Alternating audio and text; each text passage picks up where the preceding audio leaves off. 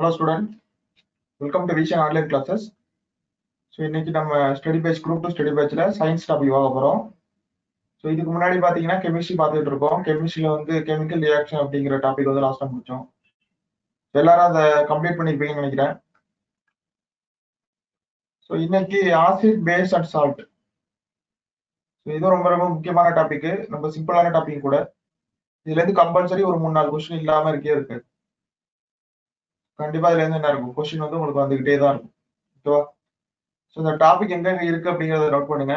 8th standard third term, 9th standard second term. So 8th standard second டேர்ம்ல வந்து acid and பேஸ்னும், 9th standard second டேர்ம்ல acid base and சால்ட்னு இருக்கும். இதை நோட் பண்ணிக்கங்க.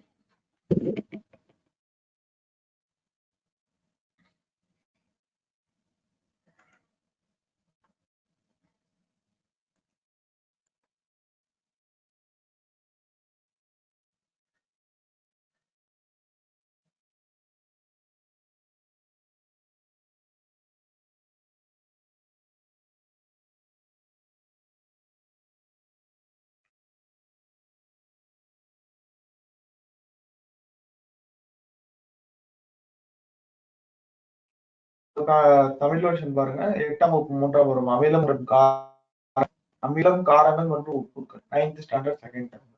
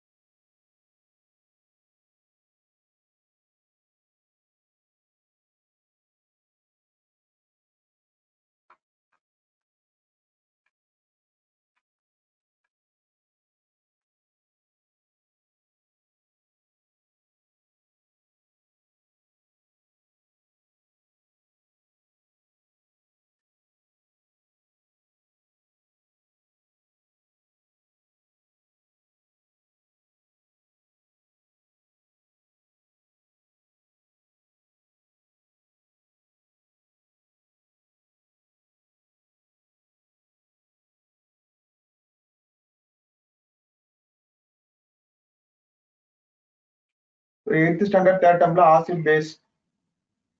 ஸோ அந்த டாபிக்ல வந்து ஃபர்ஸ்ட் பார்த்தீங்கன்னா இன்ட்ரோடக்ஷன் இருக்கும். இன்ட்ரோடக்ஷன்ல உங்களுக்கு ஸ்கூல் புக்ல என்ன இருக்கும் அப்படின்னு பார்த்தீங்கன்னா, ஆசிட் பேஸ் வந்து இப்போ நம்ம டே டு லைஃப்ல எந்தெல்லாம் யூஸ் ஆகுது, வெஜிடபிள்ஸ்ல யூஸ் ஆகுது, அதுக்கப்புறம் நம்ம சாப்பிட்ற எல்லா பொருட்களுமே பார்த்தீங்கன்னா ஆசிட் பேஸ் சார்ந்து தான் இருக்கும். அப்புறம் நம்ம யூஸ் பண்ற பேஸ்ட், டூத் பேஸ்ட், வினிகர், நம்ம சாப்பிட்ற ஃப்ரூட்ஸ், வெஜிடபிள்ஸ், இது எல்லாத்துலயுமே என்ன இருக்கும் அப்படின்னு பார்த்தீங்கன்னா ஆசிட்ஸ் இருக்கும், சால்ட் இருக்கும். ஆசிட்ஸ் பேஸ் சால்ட் இது எல்லாமே பார்த்தீங்கன்னா நம்ம காமனா வந்து நம்மளை சுற்றி இருக்கிற எல்லா பொருட்கள்லையும், உயிரற்ற பொருட்கள், உயிர் உள்ள பொருட்கள், இது எல்லாத்துலயுமே இருக்கும். ஸோ அதுதான் உங்களுக்கு இன்ட்ரோடக்ஷன் கொடுத்துருப்பாங்க. இதுல வந்து டாபிக்ல வந்து ஃபர்ஸ்ட் வந்து ஆசிட்டை பத்தி டிஸ்கஷன் இருக்கும். ஃபர்ஸ்ட் அமிலங்கள் பாருங்க. அமிலங்கள்லாம் என்ன அப்படிங்கறதோட டீடைல் இருக்கும். அது எது எதுலலாம் இருக்கும் அப்படிங்கறதுல டீடைல் உங்களுக்கு இருக்கும். இதுல முக்கியமான ஃபேக்ட் என்ன அப்படின்னு பாத்தீங்கன்னா, ஸ்வீடன் நாட்டு வேதியாளர் அர்ஜினியஸ் அமிலங்கள் பற்றி ஒரு கொள்கையை முன்வைத்தார். அர்ஜினியஸ் அப்படிங்கிறவர் வந்து முக்கியமான ஆள். ஆசிட் பேஸ் சால்ட்லயே வந்து ஒரு முக்கியமான சயின்டிஸ்ட் யார் அப்படின்னு கேட்டாங்கன்னா அது வந்து அர்ஜினியஸ். அவர் தான் இந்த அமில கொள்கையெல்லாம் வெளியிட்டார். ஒரு எந்த ஒரு தனியுமா தான் அந்த அமிலம் காரம்னு சொல்லிட்டு நம்ம கிளாசிஃபை பண்ணலாம் அப்படிங்கிற மாதிரி சொன்னது இவர் தான். இவர் அதை எப்படி கண்டுபிடிச்சாரு அப்படின்னு பாத்தீங்கன்னா, அமிலம் என்பது நீர் கரைசலில் H+ அயனிகள் மற்றும் H3O+ அயனிகளை தரும் வேதிப்பொருள் ஆகும். H+, H3O+. நார்மலா ஆசிட் எந்த ஒரு ஆசிட் எடுத்து நீங்க நீர்ல கரைச்சீங்கனாலும் ஒண்ணு H+ அயனி தனியா பிரியும், அப்படி இல்லையா H3O+ தனியா பிரியும். அது வந்து டிபெண்ட் அப்பான் த மெட்டீரியல், அந்த என்ன ஆசிட் நம்ம கரைக்கிறோம் அப்படிங்கறத பொறுத்து. அப்படி கரைஞ்சி இந்த மாதிரி பை ப்ராடக்ட் வந்துச்சு அப்படின்னா அதை வந்து நம்ம ஆசிட் அப்படின்னு ப்ரூவ் பண்ணிடலாம். ஸோ இது வந்து ஸ்வீடன் நாட்டு கெமிஸ்ட் அர்கிலிஸோட தியரி. ஓகேவா? ஸோ இந்த பாயிண்ட் நோட் பண்ணி, ரொம்ப முக்கியமான point.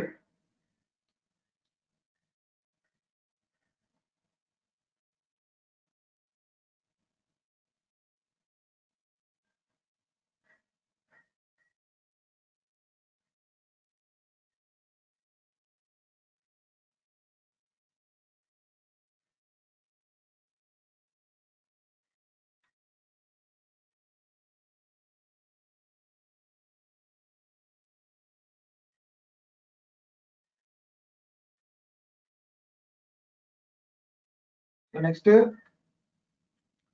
Organic acid and source. இது ரொம்ப முக்கியமான கொஸ்டின் கேட்கக்கூடிய ஏரியா. இந்த டேபிள தான் நீங்க கம்பல்சரி நல்லா ப்ராப்பரா நோட் பண்ணிட்டு படிச்சிடணும்.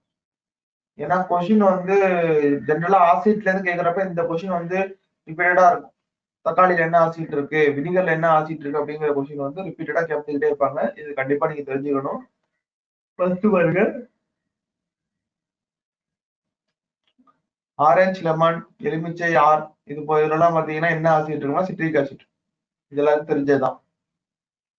லாக்டிக் ஆசிட் வந்து பாத்தீங்கன்னா சோர் மில்க், தயிர்ல வந்து லாக்டிக் ஆசிட் இருக்கு.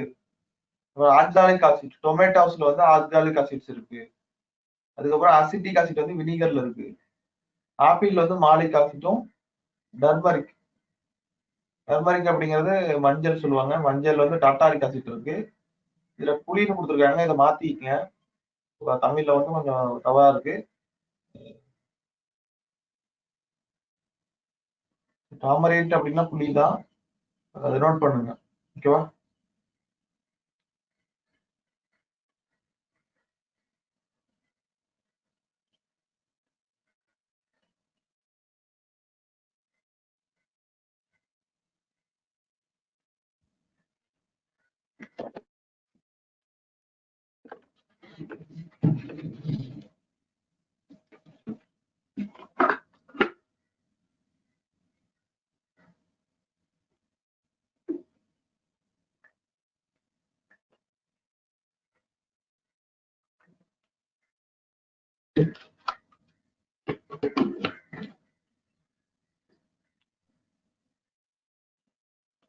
ஸோ இதுல உள்ளதெல்லாம் பாருங்க. கிரேப்ஸ்ல வந்து டாட்டாரிக் ஆசிட், அப்புறம் மில்க்ல வந்து lactic acid and formic acid. எறும்புல வந்து ஃபார்மிக் அமிலம் இருக்கு, அதை நோட் பண்ணிக்கணும். டொமேட்டோல ஆக்சாலிக், வினிகர்ல அசிட்டிக், ஆப்பிள்ல வந்து மாலிக் ஆசிட். மிக்சர்ல இருக்கிறதெல்லாம் ஃபுல்லா நோட் பண்ணிங்க. இதெல்லாம் ஒரு கொஸ்டின் பேசிக்கா.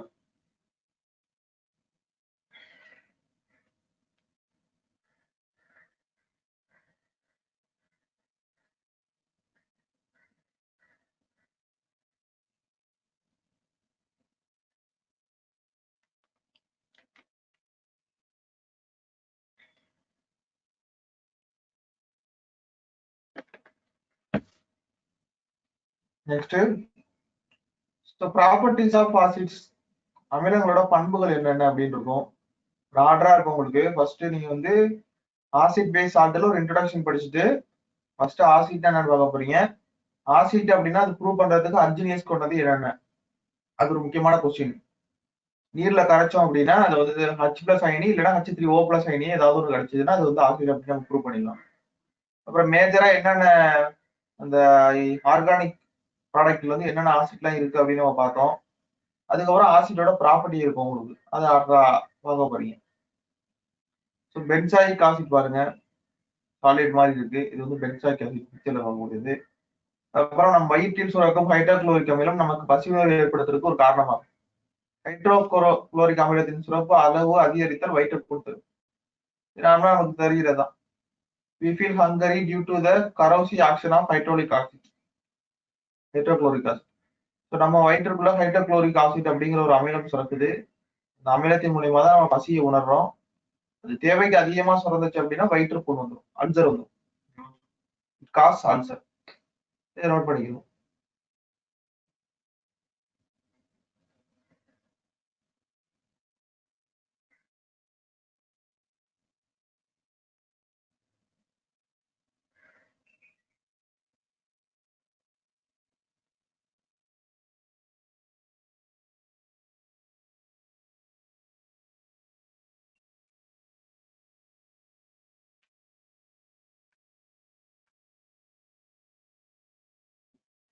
So chemical properties, reaction with metals.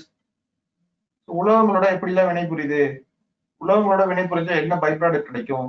So அந்த டீட்டெயில் வந்து உங்களுக்கு இருக்கும் ரியாக்ஷன் வித் மெட்டல்ஸ்ல. ஸோ அதுக்கப்புறம் அதில் ஒரு டூயிங் ஆஃப் ஃபேக்ட் ஒன்று கொடுத்துருக்காங்க பாருங்க. காப்பர் அல்லது பித்தளை பாத்திரங்கள் வெள்ளியம் என்ற உலோகத்தால் பூசப்படுகின்றன. ஏன் பூசுகிறார்கள் எனில் உணவுப் பொருட்களில் உள்ள கரிம அமிலங்கள் பாத்திரத்தில் உள்ள காப்பருடன் வினை புரிந்து உணவை நஞ்சாக்கிவிடும். வெள்ளியம் பாத்திரங்கள் அமிலங்களின் செயல்பாட்டிலிருந்து தனித்து பிரித்து உணவை நஞ்சாக்குவதிலிருந்து தடுக்கின்றது. ஸோ காப்பர், பித்தளை, அதுக்கப்புறம் வெள்ளியம், அப்புறம் ஈயம் பூசப்பட்டது. நம்ம நார்மலா பாத்தீங்கன்னா ஈயம் பூசியிருப்பாங்க. சில்வர்ல தான் நம்ம அதிகமா யூஸ் பண்ணுவோம். சில்வர் பிளேட், அந்த மாதிரி சில்வர் கோட்டிங் கொடுத்த பிளேட்டை தான் நம்ம யூஸ் பண்ணுவோம். ஏன் அப்படின்னா நார்மலா பாத்தீங்கன்னா சில்வர், கோல்டு எல்லாம் பாத்தீங்கன்னா உங்களுக்கு வந்து அமிலத்தோட ஈஸியா வந்து ரியாக்ட் ஆகாது. மத்த எலமெண்ட் அப்படின்னா ரியாக்ட் ஆயிடும். வேற ஏதாவது ஒரு எலமெண்ட்ல நீங்க வந்து சாப்பிட்டீங்க, சாப்பாடை போட்டு சாப்பிட்டீங்கன்னா அந்த சாப்பாடுல இருக்கக்கூடிய ஆசிட்ஸ் வந்து என்ன ஆகும் அப்படின்னு பாத்தீங்கன்னா அந்த மெட்டலோட ரியாக்ட் பண்ணிடும். ரியாக்ட் பண்ணி நமக்கு வேற விதமான நஞ்சான ஒரு பாய்சனைஸ் ப்ராடக்ட் வந்து கொடுக்க ஆரம்பிச்சிடும்.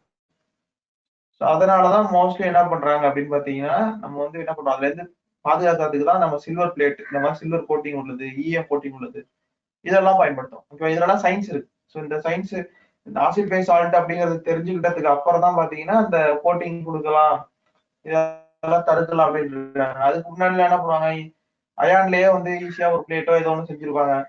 அதை சாப்பிட்டுட்டாங்கன்னா என்ன, அது மூலியமா நஞ்சாயிடும். இது ரொம்ப முக்கியமான ஃபேக்ட், நோட் பண்ணி.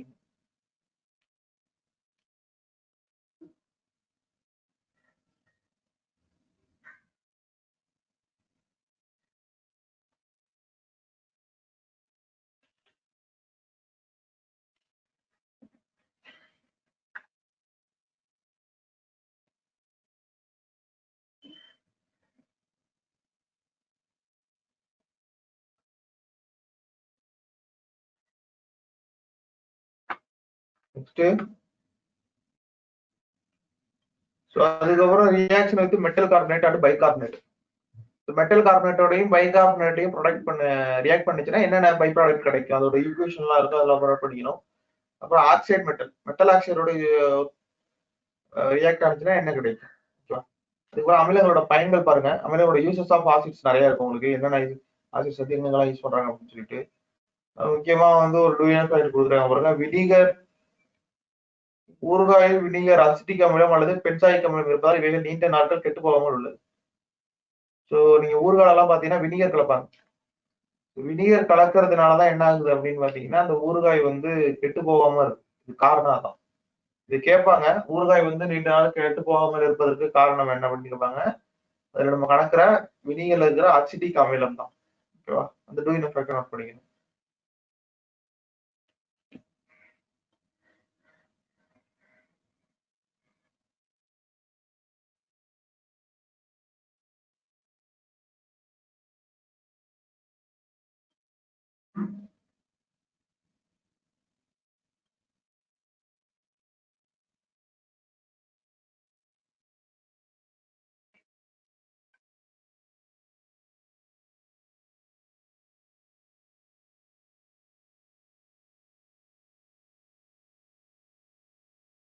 நெக்ஸ்ட் பாருங்க, நியூக்ளிக் அசிட்ஸ். ஸோ நம்மளோட டிஎன்ஏ, உடம்புல இருக்கக்கூடிய டிஎன்ஏ வந்து, டிஎன்ஏ உள்ள, அதாவது செல்லுக்குள்ள நியூக்ளியஸ் இருக்கு, நியூக்ளியஸ்க்குள்ள நியூக்ளிக் ஆசிட் இருக்கு. டிஎன்ஏ அப்படிங்கிறதே ஒரு நியூக்ளிக் ஆசிட் தான். டிஎன்ஏ, டைக்ளோ நியூக்ளிக் ஆசிட் தான் சொல்லுவாங்க. ஸோ அந்த டீட்டெயில் நோட் பண்ணிங்க. ஆர்என்ஏ டிஎன்ஏவோட அந்த எக்ஸ்பிரன்ஸ் கொடுத்துருவாங்க. Deoxy ribo nucleic acid, ribo nucleic acid. டிஎன்ஏவோட எக்ஸ்பிளனேஷன், ஆர்என்ஏவோட எக்ஸ்பிளனேஷன், இது ரெண்டு இருக்கு பாருங்க. ஸோ இதுலயும் ஆசிட்ஸ் இருக்கு அப்படின்னு சொல்றாங்க.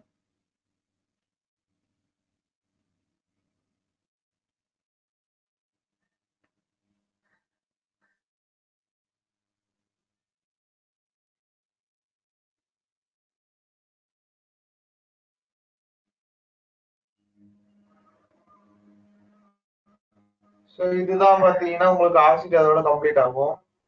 ஸோ ஆசிட்டை பொறுத்த வரைக்கும் என்னென்ன நீங்க படிக்கணும் அப்படின்னா ப்ராப்பர்ட்டிஸ் ஆஃப் ஆசிட்ஸ், அது எதோட ரியாக்ட் பண்ணி என்னென்ன கிடைக்குது, அப்புறம் அதோட யூசஸ், ஒவ்வொரு ஆசிட் எங்கெங்கெல்லாம் பயன்படுது அப்படிங்கிற டீட்டெயில் இருக்கும். அது ரொம்ப முக்கியம். யூசஸ் ஆஃப் ஆசிட்ஸ்ங்கிறது நீங்க மார்க் பண்ணி வச்சுங்க, டீட்டெயிலா புக்ல நோட் பண்ற மாதிரி இருக்கும், ப்ராப்பரா படிச்சுக்கணும். அதுக்கப்புறம் காரங்கள். ஸோ காரங்கள்ல பாத்தீங்கன்னா நார்மலா வந்து அதுல என்னென்ன ப்ராடக்ட்லாம் கிடைக்கும் பாருங்க. மெக்னீசியம் ஹைட்ராக்சைடு, மெக்னீசியம் ஹைட்ராக்சைடு வந்து பாத்தீங்கன்னா அதுல இருக்கக்கூடிய காணப்படும் வந்து மெக்னீசியம் பால்மம். அதுக்கப்புறம் சோடியம் ஹைட்ராக்சைடு, சில பொதுவான காரங்கள் மற்றும் காணப்படும் பொருட்கள். ஸோ அது காரம், பொதுவாக காணப்படக்கூடிய காரங்கள், அதுல என்ன நல்ல பொருட்கள்லாம் இருக்கு அப்படிங்கிறத நம்ம இதுல நோட் பண்ணிக்கணும். அம்மோனியம் ஹைட்ராக்சைடு பார்த்தீங்கன்னா NH4OH, இது வந்து ஜெனரலி சுத்தம் செய்ய பயன்படும் கரைசல்ல பயன்படுத்தப்படுறாங்க. கால்சியம் ஹைட்ராக்சைடு, CaOH3 சுண்ணாம்பு நீரா OH2 சுண்ணாம்பு நீரா பயன்படுத்துறாங்க. பொட்டாசியம் ஹைட்ராக்சைடு வந்து சோப்புல பயன்படுத்துறாங்க. ஸோ இந்த நார்மலா பயன்படுத்தக்கூடிய அந்த பொருட்களையும் அது எந்தெந்த காரங்கள் அப்படிங்கிறதையும் நோட் பண்ணுங்க.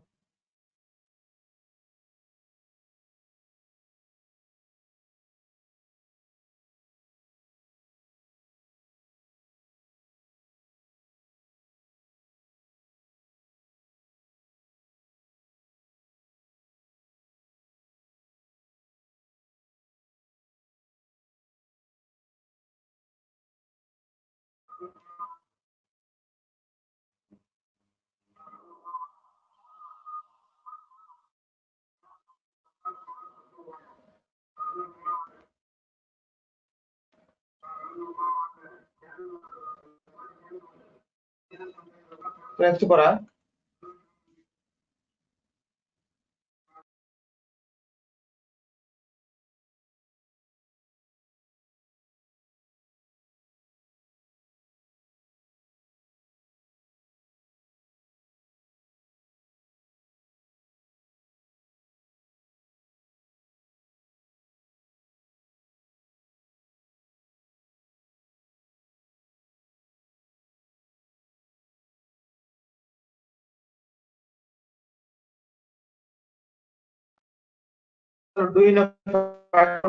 பாருங்க. சோடியம் கார்பனேட் வணிகம் ரீதியாக சலவை சோடா எனவும், சோடியம் பைகார்பனேட் பேக்கிங் சோடா எனவும், சோடியம் ஹைட்ராக்சைடு காஸ்டிக் சோடா எனவும், பொட்டாசியம் ஹைட்ராக்சைடு காட்டாசிட்டும் அழைக்கப்படுகிறது. ரொம்ப ரொம்ப இம்பார்ட்டன்டான ஃபேக்ட். இது கேட்பாங்க. சோடியம் கார்பனேட்டோட அந்த கெமிக்கல் ஃபார்முலா பாத்துங்க. Na2CO3. அப்புறம் சோடியம் பைகார்பனேட் வந்து NaHCO3. Sodium hydroxide NaOH. Potassium hydroxide வந்து KOH.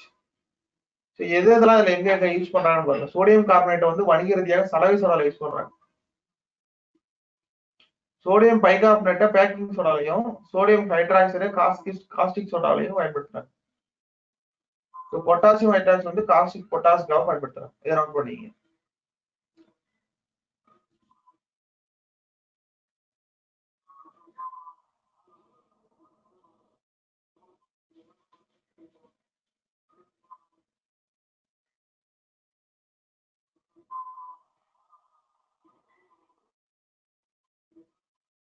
நெக்ஸ்ட் காரங்களோட பண்புகள் என்னென்னு பார்க்கணும். Properties of base. நம்ம ப்ராப்பர்ட்டிஸ் ஆசிட் பார்த்தா அதே மாதிரி properties of base. Properties of பேஸ்ல வந்து பிசிக்கல் ப்ராப்பர்ட்டி என்னென்ன, கெமிக்கல் ப்ராப்பர்ட்டிஸ் ஆஃப் பேஸ், வேதியியல் பண்புகள் என்னென்ன இருக்கும். அப்புறம் வேதியியல் பண்புகள்ல உலோகங்களோட மெட்டலோட ரியாக்ட் பண்ணா என்ன கிடைக்கும், ரியாக்ஷன் வித் மெட்டல் ஆக்சைடோட ரியாக்ட் பண்ணா என்ன கிடைக்கும், உப்புகளோட ரியாக்ட் பண்ணா அம்மோனியம் சால்ட்டோட ரியாக்ட் பண்ணா அது என்ன கிடைக்கும். ஸோ இந்த பாயிண்ட்ஸ் நோட் பண்ணிக்கணும். அமிலங்களின் பண்பு, காரங்களின் பண்புகள் அப்படின்னு போட்டு இதெல்லாம் நீங்க புக்ல பாத்தீங்கன்னா டீடைலா இருக்கும். நீங்க இதெல்லாம் படிச்சு க்ரோத் பண்ற மாதிரி இருக்கும். அதோட டாபிக் நேம்ல நோட் பண்ணி.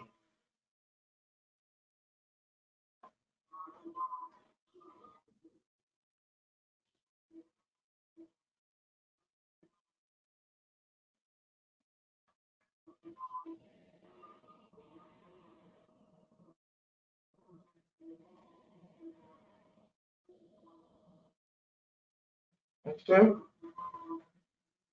அதுக்கப்புறம் பாருங்க, ஆசிட்டுக்கும் பேஸுக்கும் டிஃபரன்சியேஷன் கொடுத்துருக்காங்க. அமிலங்கள் காரங்களை வந்து நம்ம வந்து என்ன பண்றோம், பிரிச்சுக்கணும். இப்ப அமிலங்கள் அப்படிங்கிறது பாத்தீங்கன்னா வாட்டர்ல வந்து நம்ம சால்வ் பண்ணோம்னா என்ன கிடைக்கும், நமக்கு H+ அயன்ஸ் கிடைக்கும்.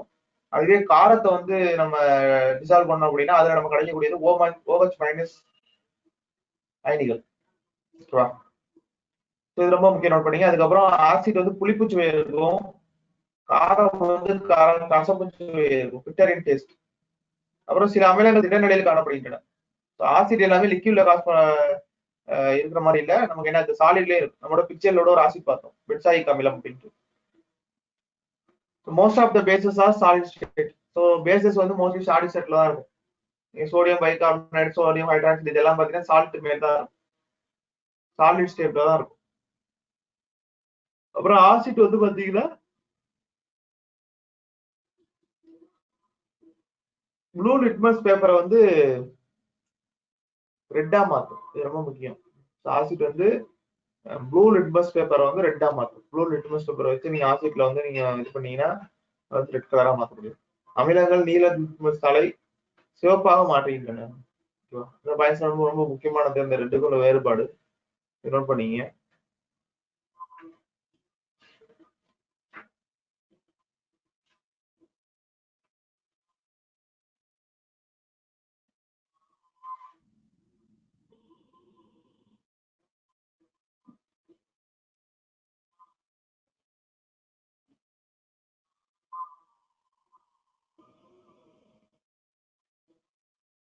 நெக்ஸ்ட் காரங்களோட பயன்கள் பாருங்க. எவ்ரிடே லைஃப்ல நிறைய இடத்துல காரங்கள் பயன்படுது. ஒன்று நைலான்ல வந்து nylon, washing soaps, antacid. Antacid அப்படிங்கிறது அமில நீக்கி, நம்ம டேப்லெட்ஸ்லாம் யூஸ் பண்ண முடியாது. அப்புறம் ஃபெர்டிலைசர். இது எல்லா இடங்கள்லயும் என்ன ஆகுது அப்படின்னு பார்த்தீங்கன்னா காரங்களோட பயன்கள் டீட்டெயிலாக இருக்கும். அதெல்லாம் நோட் பண்ணி நீங்க படிச்சுக்கணும். ஸோ அதோடைய பேரலா பார்த்துக்கலாம். அமிலங்கள், அமிலங்கள்னா என்ன, அதோட ப்ராப்பர்ட்டிஸ் என்ன, அதோட பயன்கள் என்ன. அதே மாதிரி காரங்கள், காரங்களோட காரங்கள்னா என்ன, காரங்கள் வந்து யாரோட ரியாக்ட் பண்ணா என்னென்ன நமக்கு கிடைக்கும், கெமிக்கல் ரியாக்ஷன், பிசிக்கல் ரியாக்ஷன். அதுக்கப்புறம் நம்ம பார்த்து கொடுத்தது என்னன்னு பார்த்தீங்கன்னா பேஸோட பயன்கள்லாம் என்னென்னு பார்ப்போம்.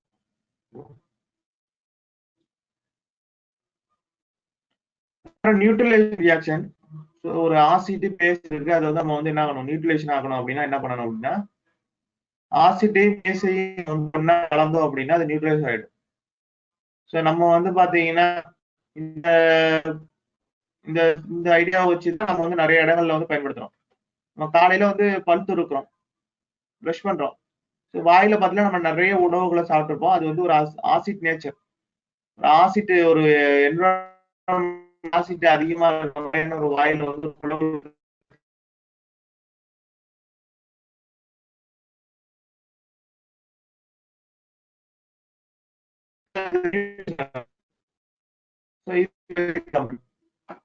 HCl NaOH. HCl அப்படிங்கிறது ஒரு ஆசிட், NaOH அப்படிங்கிறது ஒரு பேஸ், காரம். இது ரெண்டையும் ஒண்ணா கலக்கிறப்ப என்ன,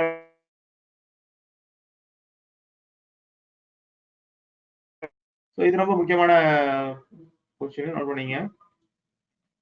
நடுநிலையாக்கல் வினை அப்படிங்கிறப்ப ஆசிடையும் பேசியும் கலந்தா நியூட்ரலைஸ் ஆயிடுது.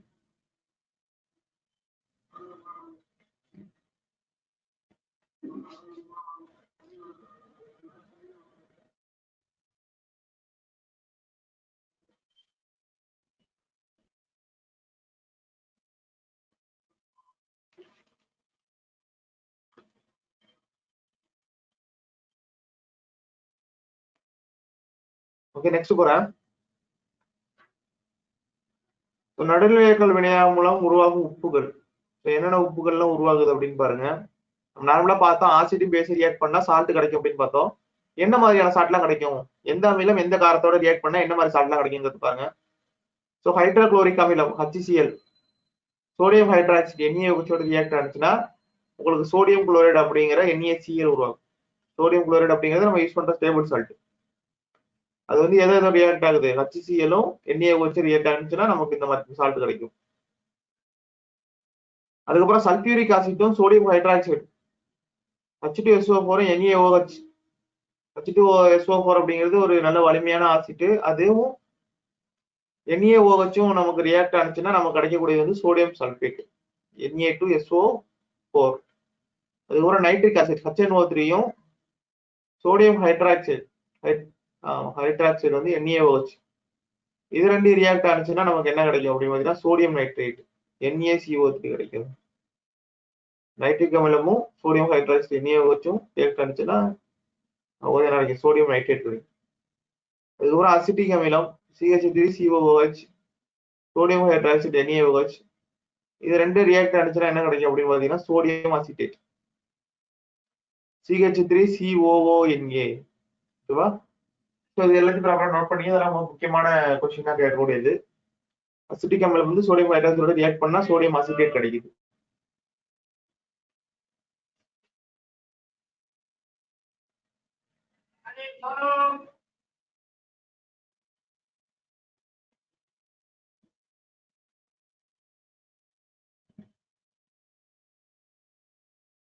நெக்ஸ்ட் ஸோ நம்ம தினசரி வாழ்வில் நடைபெறும் நடுநிலையாக்கல் வினைகள். ஸோ ஃபர்ஸ்ட் பார்த்தீங்கன்னா ஆண்ட் பைட், தேனி கொட்டுனுச்சுன்னா நமக்கு என்ன ஆகும், அதிகமான வலி கொடுக்கும். அந்த இடத்துல என்ன அப்ளை பண்ணுவாங்க, சுண்ணாம்புலாம் அப்ளை பண்ணுவாங்க. சுண்ணாம்பு எதுக்கு அப்ளை பண்றாங்க அப்படின்னா, தேனியோட அந்த கொடுக்குல வந்து பாத்தீங்கன்னா ஏதாவது ஒரு ஆசிட் இருக்கும். ஸோ அந்த ஆசிட்டின் மூலமா தான் நமக்கு வலி ஏற்படுது. அப்ப ஆசிட்ல அந்த இடத்துல ஏதாவது ஒரு பேஸை நம்ம ரியாக்ட் பண்ண வச்சுட்டோம் அப்படின்னா என்ன ஆகுது, ஆட்டோமேட்டிக்கா அந்த ஆசிட் வந்து பேஸோட ரியாக்ட் ஆகி சால்ட்டா இல்ல வேற ஏதாவது ஒண்ணு மாறிடும். அப்ப நமக்கு வலி உணர்வு வந்து குறையும். இது வந்து ஒரு நடுநிலையாக்கல் வினை. குளவி கொட்டுதல், குளவி கொட்டுதல் தான் அதுல இருக்கு பாருங்க. ஆசிட்டை வந்து அப்ளை பண்றது கொடுக்கு மூலியமாக, ஸ்டிங்கர் மூலியமா. அதுக்கப்புறம் பற்சிதைவு, நான் ஏற்கனவே சொன்னேன் டூத் பேஸ்ட் யூஸ் பண்றோம் அப்படின்ட்டு. டெய்லி டூத் பேஸ்ட்ல பாத்தீங்கன்னா நம்ம காலையில பல் துலக்கிறப்ப வாய் வந்து ஒரு அமிலத்தன்மையா இருக்கும். பற்பசை அப்படிங்கிறது, டூத் பேஸ்ட் அப்படிங்கிறது ஒரு பேஸ் மெட்டீரியல். அது வந்து அதை ரியாக்ட் பண்ணோட என்ன ஆகுது, நியூட்ரல் ஸ்டேட் அடையுது. நம்ம பல் துலக்கவே இல்லை அப்படியே விட்டுட்டோம் அப்படின்னா என்ன, கொஞ்ச நேரத்துல அந்த அமிலங்கள் அதிகமாகி நம்மளோட வாய்க்குள் இருக்கக்கூடிய பற்களை வந்து அரிக்க ஆரம்பிச்சோம். அப்புறம் அசிடிட்டி, அமிலத்தன்மை. அமிலத்தன்மை வந்து என்னென்ன அப்படின்னு சொல்லுவாங்க. அப்புறம் அக்ரிகல்ச்சர்ல எப்படிலாம் வந்து ஆசிட் வந்து யூஸ் ஆகுது, இதோட டீட்டெயிலாம் அதுல இருக்கும். அதை ப்ராப்பரா நோட் பண்ணிக்கணும் நீங்க.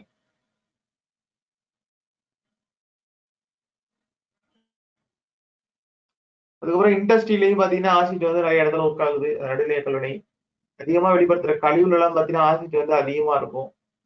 ஸோ அதை வந்து நம்ம என்ன பண்ணுவாங்க, சால்ட்டா மாத்துவாங்க, கொஞ்சம் பியூரிஃபிகேஷன் பண்ணணும்னு சொல்லிட்டு அதுல ஏதாவது ஒரு கண்டென்ட் வந்து ஆட் பண்ணுவாங்க. ஸோ அதுக்கப்புறம் பாத்தீங்கன்னா இண்டிகேட்டர்ஸ். ஸோ நடுநிலையாக்கல் வினை முடிஞ்சதுக்கு அப்புறம் பாத்தீங்கன்னா இண்டிகேட்டர்ஸ், நிறங்காட்டி அப்படிங்கிறது ரொம்ப முக்கியம். ஒரு ஒரு ஒரு மெட்டீரியல் இருக்குன்னா அது ஆசிட்டா, பேஸா, சால்ட்டா அப்படின்னு நம்ம கண்டுபிடிக்கிறதுக்கு பாத்தீங்கன்னா நமக்கு சில எக்ஸ்பெரிமெண்ட்லாம் இருக்கு, சயின்ஸ்ல கொடுத்துருக்காங்க. அதை பயன்படுத்தி என்ன பண்ணிடலாம் அப்படின்னு பாத்தீங்கன்னா அதை கண்டுபிடிச்சிடலாம். நம்ம யூஸ் பண்றது வந்து ஆசிட்டா, இல்ல வந்து நியூட்ரலா இருக்கக்கூடியதா, இல்ல வந்து பேஸா, இல்ல சால்ட்டா அப்படிங்கறத நம்ம வந்து டெஸ்ட் பண்ணணும். ஸோ அதில் ஃபர்ஸ்ட் வந்து நிறங்காட்டின்னு சொல்லுவாங்க. நிறங்காட்டி அப்படிங்கிறது பார்த்தீங்கன்னா, லிட்மஸ் பேப்பரை வந்து நம்ம நினைக்கிறப்ப அதில் என்ன மாதிரியான கலரா சேஞ்ச் ஆகுது அப்படிங்கிற ஒரு ரூல் இருக்கு. அதுக்கப்புறம் ஃபினாப்தில், மெத்தில் ஆரஞ்சு இதெல்லாம் பார்த்தீங்கன்னா சில லிக்யூட்ஸ். அதை வந்து ஆசிட்லயோ இல்ல காரத்திலயோ ரியாக்ட் பண்ண வச்சோம் அப்படின்னா என்ன ஆகும் அப்படின்னு பார்த்தீங்கன்னா, அது வந்து நியூட்ரல் ஸ்டேட்டை அடையும். ஸோ அதில் வந்து ஆசிட்டா, பேஸா, சால்ட்டா அப்படிங்கிறத நம்ம ஈஸியாக கண்டுபிடிச்சிக்கலாம். ஓகேவா? ஸோ இதில் ஃபர்ஸ்ட் பார்க்க போறது வந்து இயற்கை நிறங்காட்டி.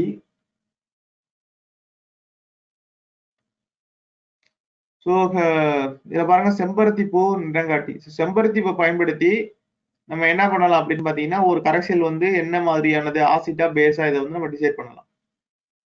சுடுநீரில் செம்பருத்தி பூ, செம்பருத்தி பூ கரைசல் வந்து என்ன ஆகும், ஒரு நிறங்காட்டியாக ஆக்ட் ஆகுது. இது நோட் பண்ணிக்கணும். இது நேச்சர் இண்டிகேட்டர்ஸ். அதுக்கப்புறம் litmus paper. So litmus paper அப்படிங்கிறது ரொம்ப முக்கியம். நீல லிட்மஸ் தாளை ரெட்டா மாத்தினா அது வந்து ஆசிட்டு, சிவப்பு லிட்மஸ் தாளை ப்ளூவா மாத்தினா அது வந்து பேஸ். இந்த மாதிரி 2-3 தியரி வந்து முக்கியமான கொஸ்டினா கேட்கக்கூடிய பாயிண்ட்ஸ்லாம் இருக்கு. ஸோ அந்த டீட்டெயில் இருக்கும் லிட்மஸ் பத்தி. ஓகேவா? அப்புறம் இயற்கை நிறங்காட்டியில பீட்ரூட் சாறை பயன்படுத்தலாம்.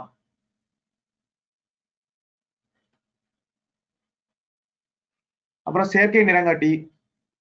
செயற்கை நிறங்காட்டி பார்த்தீங்கன்னா ஃபினாப்தலின், மெத்தில் ஆரஞ்சு நான் சொன்னேன்ல. ஸோ ஃபினாப்தலின், மெத்தில் ஆரஞ்சு அப்படிங்கிறது ரொம்ப ரொம்ப இம்பார்ட்டன்டான உடையது. அது வந்து சில சொல்யூஷனா இருக்கும். அது 2-3 டிராப் வந்து அந்த ஆசிட்லயே பேஸ்லயே கொடுக்குறப்ப நமக்கு அது வந்து நிறைய கலர் சேஞ்சஸ் கொடுக்கும். அது எந்த மாதிரியான கலர் சேஞ்சஸ் எல்லாம் கொடுக்கும் அப்படிங்கிற டீட்டெயில் இதுல இருக்கு பாருங்க. பினாப்தலின் வந்து கலர்லெஸ். ஆசிட்ல வந்து நம்ம பினாப்தலின் ஊத்தினோம்னா அதுல எந்த விதமான கலர்லெஸ்ஸா தான் இருக்கும். அதே பேஸ்ல பாத்தீங்கன்னா பிங்க் கலரா மாறும். இது ரொம்ப முக்கியம், நோட் பண்ணீங்க. பேஸ்ல வந்து பிங்க் கலரா மாறக்கூடியது.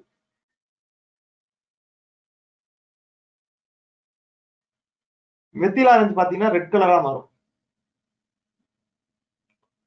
மெத்தில் ஆரஞ்சு வந்து நம்ம ஆசிட்ல ஊத்துனீங்கன்னா ரெட் கலரா மாறும். அதுவே பேசிஸ்ல யூஸ் பண்ணீங்கன்னா எல்லோவா மாறும். இதை நோட் பண்ணீங்க. இந்த மாதிரி வீடியோ செஷனுக்கு மீஷைன் அகாடமியை சப்ஸ்கிரைப் பண்ணுங்க. மறக்காம பக்கத்துல இருக்கிற பெல் பட்டனை பிரஸ் பண்ணுங்க. இந்த வீடியோ உங்களுக்கு பிடிச்சிருந்தா லைக் பண்ணுங்க, ஷேர் பண்ணுங்க. இந்த வீடியோ பத்தி ஏதாவது டவுட்ஸ் இருந்துச்சுன்னா கமெண்ட் பண்ணுங்க.